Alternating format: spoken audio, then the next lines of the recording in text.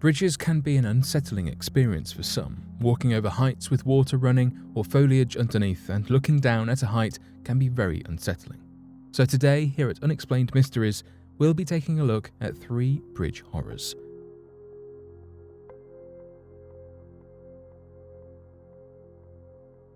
Overtune Bridge. There is not a more menacing nickname than Dog Suicide Bridge for any monument, which is why the Overtune Bridge in Scotland has drawn so much media attention.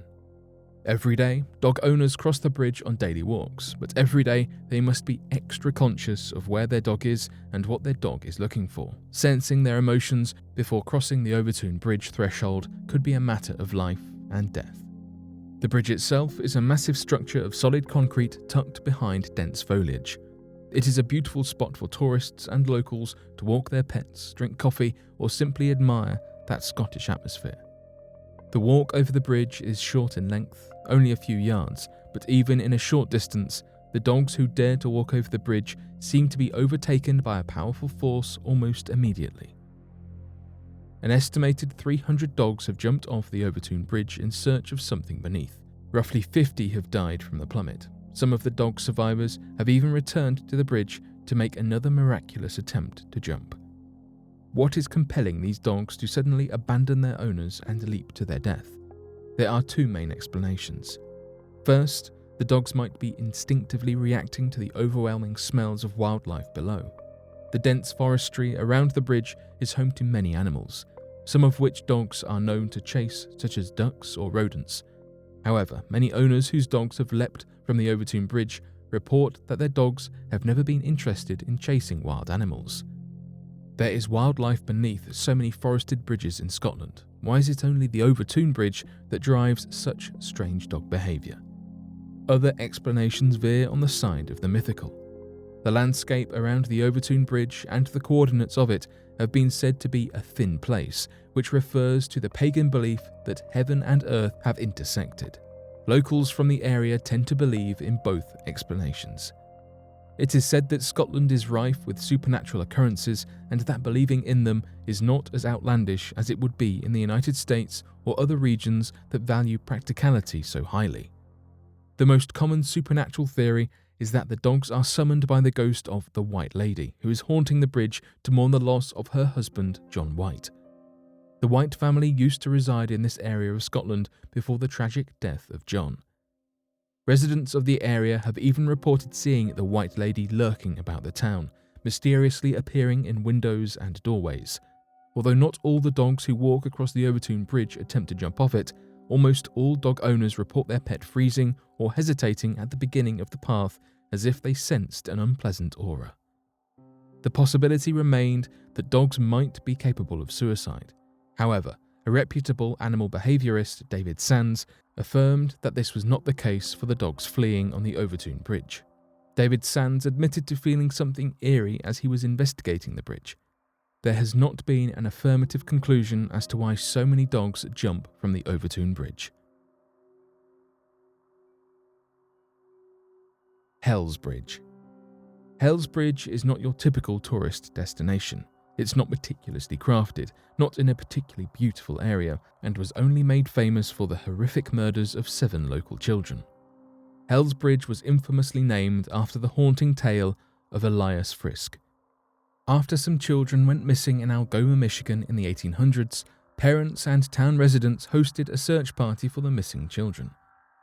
To ensure the safety of their own children, they asked local man Elias Frisk to watch over them in the meantime. However, Frisk was not the responsible babysitter they thought he was. Instead, Frisk tied the children to each other using rope and lured them into the woods nearing a flowing creek. Frisk began murdering the 7 children one by one and tossing their bodies into the river. Frisk's crimes were later discovered by the crowd of distraught parents. The townspeople then decided to take punishment into their own hands and hung Elias Frisk over the creek where he discarded the bodies of the children whom he viciously murdered. Not long after his hanging, the rope broke, dropping this body into the river, now renamed Hell's Bridge. Before Frisk was killed, he claimed that his crimes were influenced by the devil and that evil spirits had suddenly compelled him to kill the children. Only the most daring thrill-seekers have visited the area at night since the tale of Elias Frisk and the 7 murders began circulating Algoma, Michigan in the mid-20th century. These hikers have reported various interactions with the ghost of Elias Frisk, the 7 murdered kids, and even the devil himself.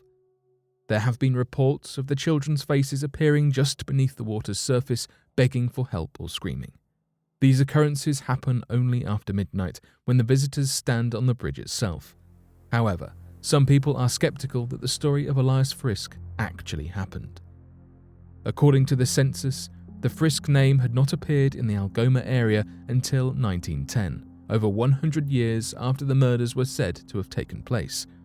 Of course, many accounting mistakes were made this early in history, but alas, there is no concrete evidence that these murders actually happened. Because the murders and Elias Frisk himself might only be an urban myth, how can we be sure that people are really experiencing these frightening experiences with the devil and with deceased children at Hell's Bridge? Is it only a product of their imagination, or their preconceived notions of the terrifying and tragic events that might have occurred there?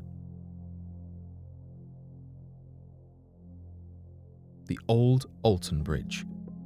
Texas has a rich all-American history concerning slavery and Southern life. The legend of the Old Alton Bridge is a testament to this history, as the ghost of a former black farmer haunts this iron truss span. The Old Alton Bridge is beautifully and historically constructed for foot traffic connecting Denton, Texas to Copper Canyon. It hovers over a muggy river and is surrounded by luscious green trees and grass. It was originally crafted to bring horses and cars to the other side of the river, but it is now unsuitable for modern vehicles. A nearby bridge was built to allow bigger rigs to pass through instead. However, its beauty doesn't match its dreadful history. The bridge has been nicknamed Goatman's Bridge, after a successful black goat farmer. Oscar Washburn was killed by the Ku Klux Klan in 1938. The Washburn family resided in the area in the early 1930s and was generally left alone and even respected by the rest of the community.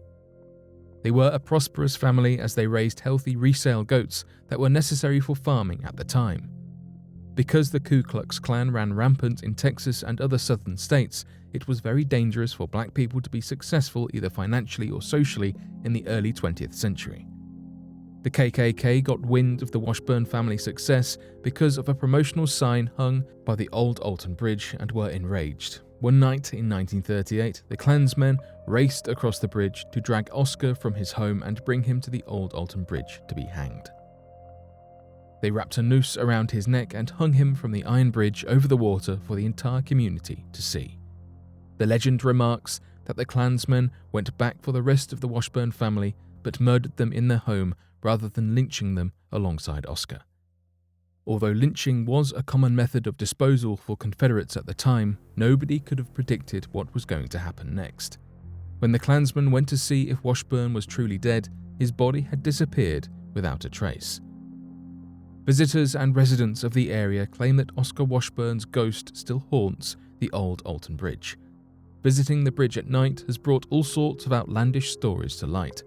Some people have reported seeing a man standing at the other side of the bridge holding goats' heads underneath his arms, or even a half-man, half-goat figure staring back at them.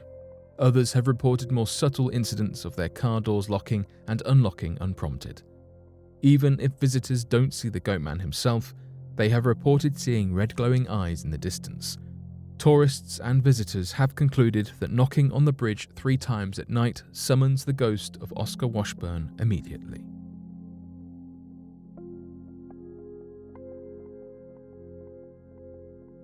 But what do you make of these bridge horrors and the stories behind them?